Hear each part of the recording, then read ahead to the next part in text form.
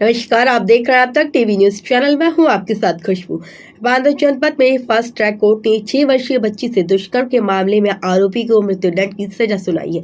अदालत ने यह फैसला कर लिया है कि मात्र 56 दिनों के भीतर सुनाकर न्यायिक प्रक्रिया में एक महत्वपूर्ण उदाहरण प्रस्तुत किया है। अभियोजन के अनुसार 25 जुलाई को कालिंजर थाना क्षेत्र में आरोपी ने बच्ची को बहला फुसलाकर घर बुलाया और उसके साथ जघन्य अपराध किया। घटना के बाद पीड़िता को गंभीर चोट आई थी। मामले की गंभीरता को देखते हुए पुलिस ने त्वरित कार्रवाई करते हुए 7 अक्टूबर को आरोप पत्र न्यायालय में दाखिल किया और फास्ट ट्रैक कोर्ट ने सभी साक्ष्यों और गवाहों के आधार पर आरोपी दोषी ठहराते हुए मृत्युदंड की सजा सुनाई। इस फैसले को महिला एवं बाल सुरक्षा के दृष्टिकोण से एक ऐतिहासिक कदम माना जा रहा है। आगे लोगों ने क्या कुछ बताया है वो आपको सुनाते हैं। आज किस तरह का फैसला आया, किस सजा में फैसला हुआ है?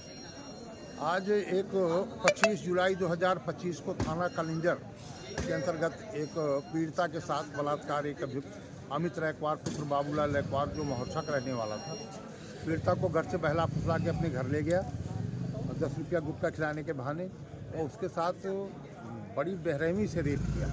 यानी उसका बायां हाथ तोड़ दिया, जीभ काट करके फेंक दिया, सीने में काटा, गाल में काटा, मतलब बड़ी और रेक्टम इतना बलात्कार इतना कि टट्टी पेशाब की रास्ता एक हो गई थी, सारी झिल्ली लपट गई थी। उनका ऑपरेशन हुआ। इसके बाद उसको पीड़िता जब वहाँ ढूंढते उसके परिजन पहुँचे तो पीड़िता जिस हालत में मिली उसको लेकर के आए। 112 में फ़ोन किया।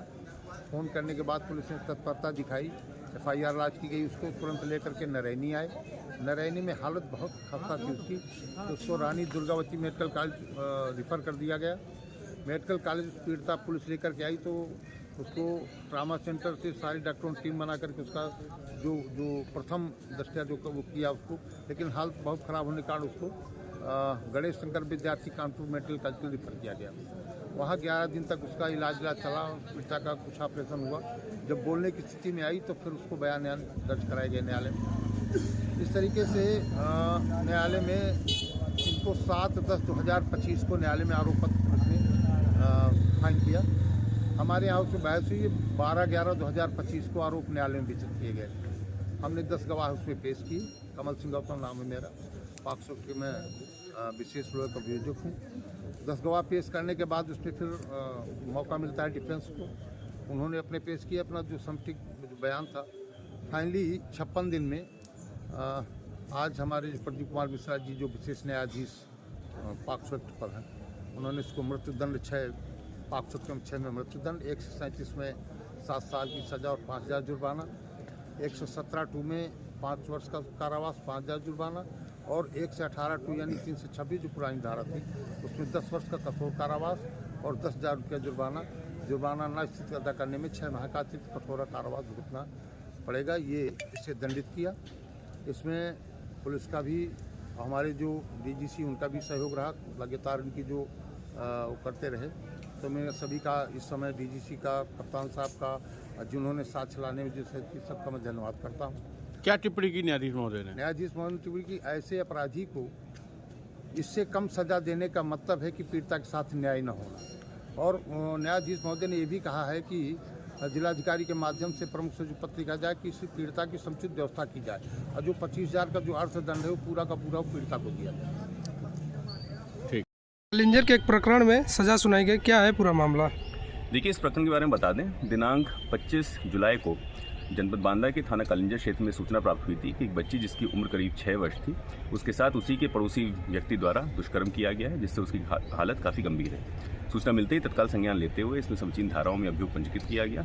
बच्ची का बेहतर इलाज करने हेतु मेडिकल कॉलेज से उसको हैलेट हॉस्पिटल कानपुर रेफर कराया गया, जहाँ पर बच्ची की हालत स्थिर की गई।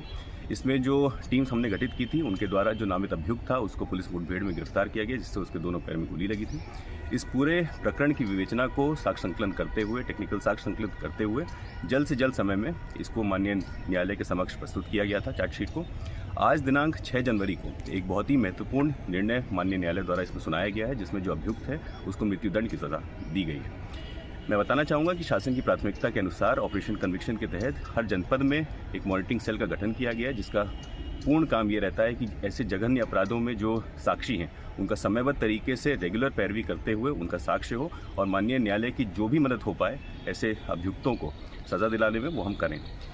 ये जो सफलता मिली है इसमें जो इस पूरे प्रकरण के विवेचक थे SHO कालिंजर, पर्यवेक्षण अधिकारी CO नरैनी, जो हमारी प्रोसिक्यूशन की टीम है DGC क्रिमिनल श्री विजय बहादुर जी, इस केस के जो लोक अभियोजक हैं श्री कमल सिंह जी, इन सभी को मैं बधाई देना चाहता हूँ। ऐसे निर्णय से अपराधियों में निश्चित ही एक डर का माहौल आएगा और ऐसे जघन्य अपराधों में कमी आएगी।